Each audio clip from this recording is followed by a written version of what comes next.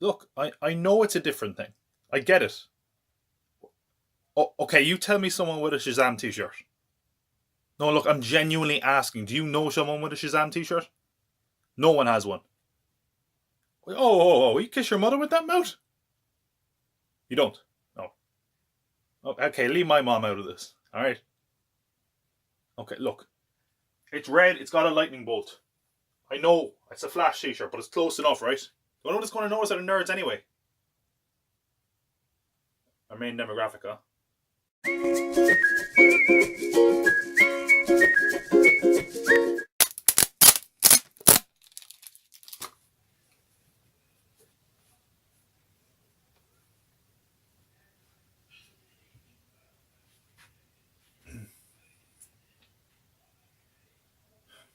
If anybody ever asks when I sold out, what's today? Daily Bats. Shazam is the story of a boy who becomes a man. No, actually, that sounds a bit weird. It's about a boy with a man inside. Oh, that's much worse. Okay. It's the story of Captain Marvel. No, not Captain Marvel anymore. Shazam. It's about a rapping genie? No, that's Kazam. Look, it's the latest DC film about a guy with superpowers, but it's not dark, it's fun instead.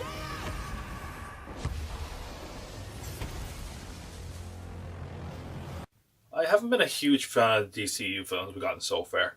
Even the ones that people loved, like Aquaman and Wonder Woman, I was a bit more lukewarm on it.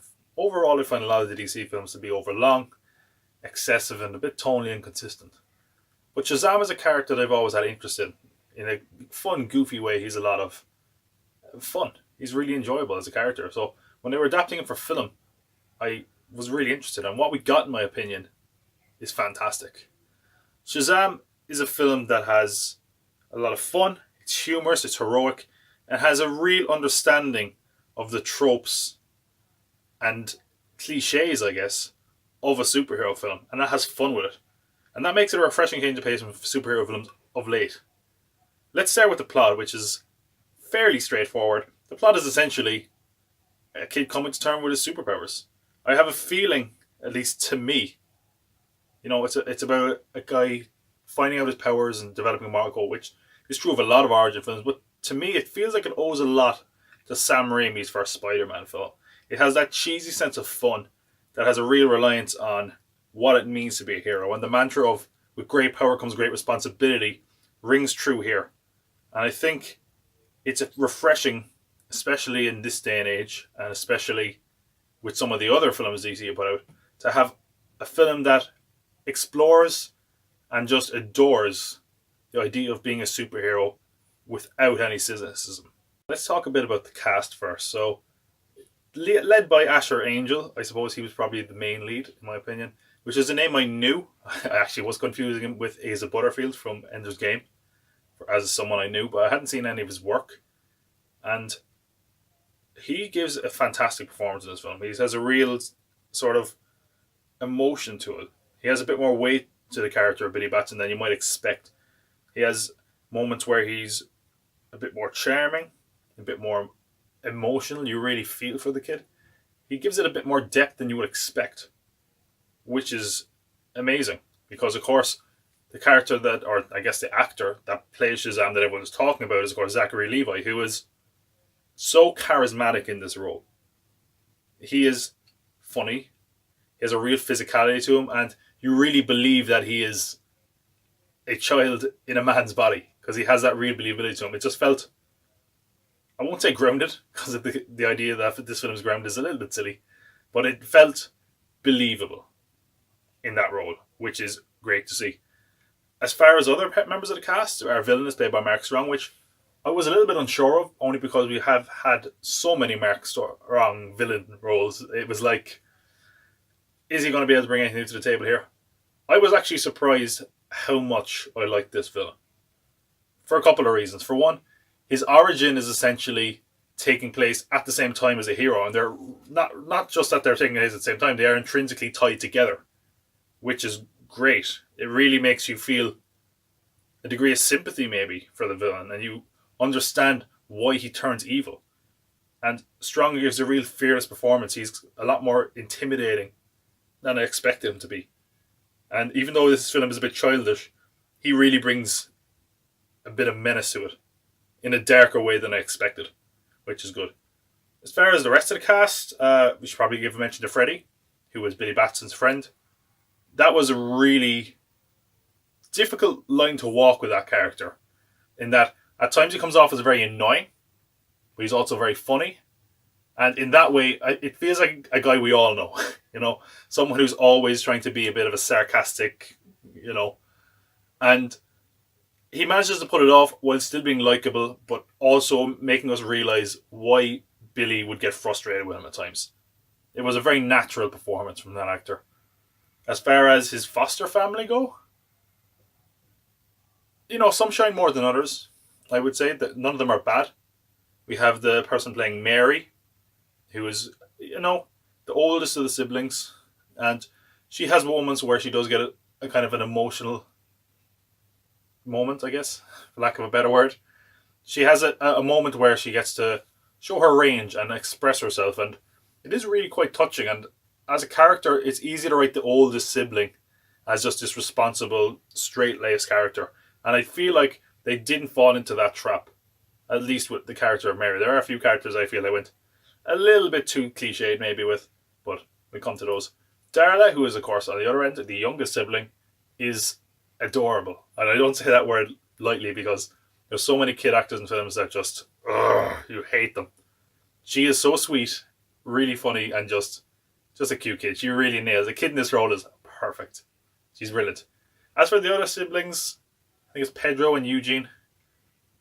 They were fine. They didn't get a lot to do. Now, that suited the role they're playing in the film. We have a character that's a bit more introverted, I guess. He doesn't really talk to people. He's a bit shy. And we also have a guy who's a gamer, so he's a bit less socially aware, if you want to put it that way. So it does suit the roles. I just feel like they're a bit less developed than the other characters. And the foster parents are also funny in how schmaltzy they are, which, if considering how cheesy the rest of this film is really saying something. But they do have a lot of heart, and you do get some laughs. That you really believe them as good people and an actual family, which is nice to see. Shazam is a much smaller film as far as budget and scale go, but it doesn't ever feel lesser for that. In fact, I would say it benefits from that overall. Having a character in a more normal environment with smaller personal stakes gets us a lot more invested, and it makes it more believable as well as a story. To have a kid from the suburbs just get these powers, and just the idea of how normal and pedestrian it is in some cases.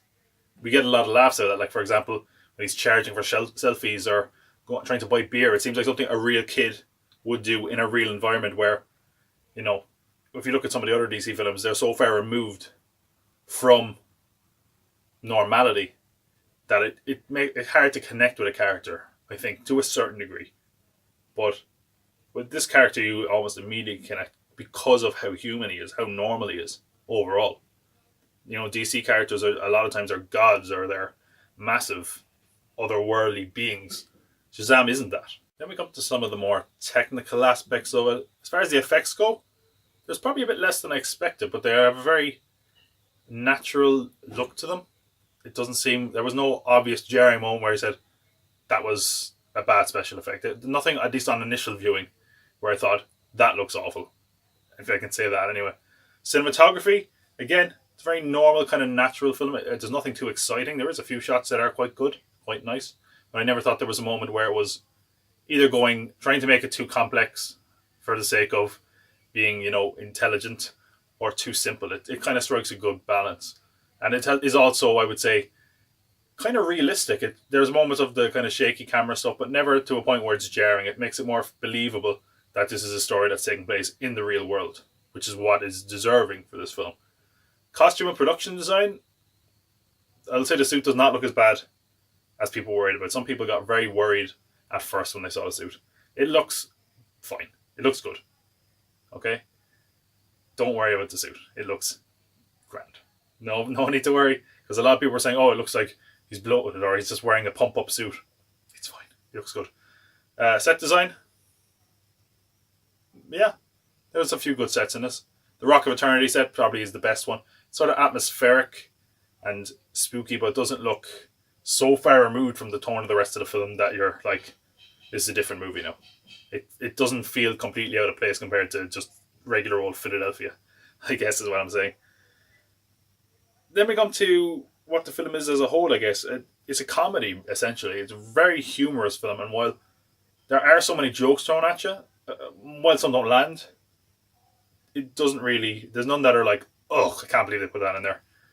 It's fine. There's a few that maybe are more suited to a kid, but overall, it's so lighthearted and fun that even when you don't think it's a great joke, there'll probably be another joke in a minute that you love. You know, it has a good balance of humor. It never overdoes it or overstays its welcome, in my opinion. And if there is a character that you can be a bit humorous with, it is Shazam, if we're honest. As far as the action goes, you know, if you're expecting a huge action superhero film, like some of these other DC films, you might come out a little bit disappointed. Which isn't to say the action's bad. In fact, I would say as far as the action goes, it's probably akin to maybe the first Deadpool, where it's sort of smaller in scale. And that's not saying that the action is bad. It works as a kid fighting against someone who's a bit more adept than them at their powers. It makes sense and it looks like that. So it works on that end. Even as far as big action set pieces, I guess the last act is probably the closest we get to that. But I wouldn't say it's on the scale of some of the other DC films, which is probably good because a lot of those films sort of end on, you know, smoke and CGI and big punchy ups that are going to be about the end of the world. Which actually, I guess, a few superhero films and like not just DC stuff. So it isn't about that. It's more personal. It has a good balance between the action and it's more personal stakes, which really suit this film. It's a lighter film as far as fun. You know, I saw people saying that Aquaman and Wonder Woman were fun films, but this is on a whole other level, and it doesn't feel out of place from it. It feels like because of that, it's more enjoyable, and it feels like having this more positive world where, in fact, it's the DC world really, because of course there's allusions to the DC heroes. Having this kind of bright, happy world that's more fun than some of the other films that preceded it is a refreshing change of pace, and it really embraces it, and it's a good thing because it really works in favour of this movie. But the film has a few issues, and it's nothing major. Didn't take away from my overall enjoyment. This is, I guess, closer to more nitpicks. For one, I think the biggest problem I had with it was the pacing. It was, you know, it takes a while to get going at the start. Now, that's not a bad thing. It needs to set up a lot that will pay off later on in the film. It needs to set up the context, it needs to set up the story and the characters. So it takes a little bit of a while to get going. But of course, once he becomes Shazam, it picks up. Again, not really an issue. I was invested the whole time because it is still a very enjoyable film and very fun as well throughout that. But I did think it was a little bit slower starting. And the other one, I would say, again, this is another pacing issue. The last act, it's a little bit long. Just a little bit. It kind of feels like, okay, we've done this. Oh, okay, now we're going to more or less do it again. Which is a knock against it. Also, maybe a little bit predictable. I'll put it this way. I did a trailer breakdown for this film. And I said the whole film. And it wasn't that the trailer was particularly revealing. It's just, I think if you know the comics, or know anything really about Shazam, you probably know where it's going. And that's not a bad thing. It didn't take away from my enjoyment of the movie. I still found this to be a lot of fun. And great. Really, just a fun movie. I mean, I know it's so cliche to say a movie is fun now, especially a superhero film, but this is on a whole other level. It's just joyous. It's a film that's happy about being a superhero film, which we're getting less and less of. That's why I say it feels like a cheesy throwback to the early 2000s, particularly Raimi's Spider-Man or maybe even Richard Donner's Superman. In closing, I thought this film was brilliant. It has a lot of heart, completely understand what it means to be a hero, which is something that I think a few of these films have lost. Some of these superhero films kind of lost sight of what superheroes are meant to be. The humour and tone is fun and light without being devoid of depth, which is also something I feel like a lot of superhero films are guilty of. They just put in humour and fun for fun's sake, and this one, it feels appropriate and it works very, very well. The film knows what it is, I guess, and it embraces it. The cheesy, happy-go-lucky, I guess, superhero film, that seems like it's kind of been missing for a while. I know we have light, fun films, but this is one that really gets that. The cast is, particularly the leads, I would say, do a tremendous job. It has emotional moments. and big action beats without being bogged down by them, and it manages to take a silly premise and make it work, which is really a huge feather in its cap. The Shazam film works. It's a bit of a stranger one, but they kicked ass with it, you know. They got a great director in David F. Sandberg. He really, really nailed this movie. It's unapologetically a superhero film. And it doesn't have a dose in it, but there's plenty of laughs and set pieces to go along with it. So, if you have a question of should you see Shazam, yes, you absolutely should. It's a great time. I had a lot of fun with it. I hope this t-shirt isn't ruined for when that Flash movie never comes out. I'm Batman. Get him back in! How old are you? Basically 15. Yes, Dad, I made a Shazam t-shirt. Okay. Alright. Okay. I love you too. Don't you hate controlling parents? Didn't even think my dad cared about Shazam. Well, if you enjoyed this, there's lots more on this channel, so be sure to subscribe or like it or share it, whatever you want to do.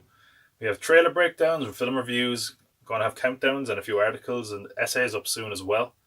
Not to mention the Pop Cult Pod, which is what this channel is named for, a video podcast of the podcast that goes up once a week on Spotify, Stitcher, iTunes, SoundCloud, and any podcasting app you might have. So check it out. It's great if you're crazy about film, television, video games, and much, much more. Maybe this is the place for you, because I cannot spell cult without you.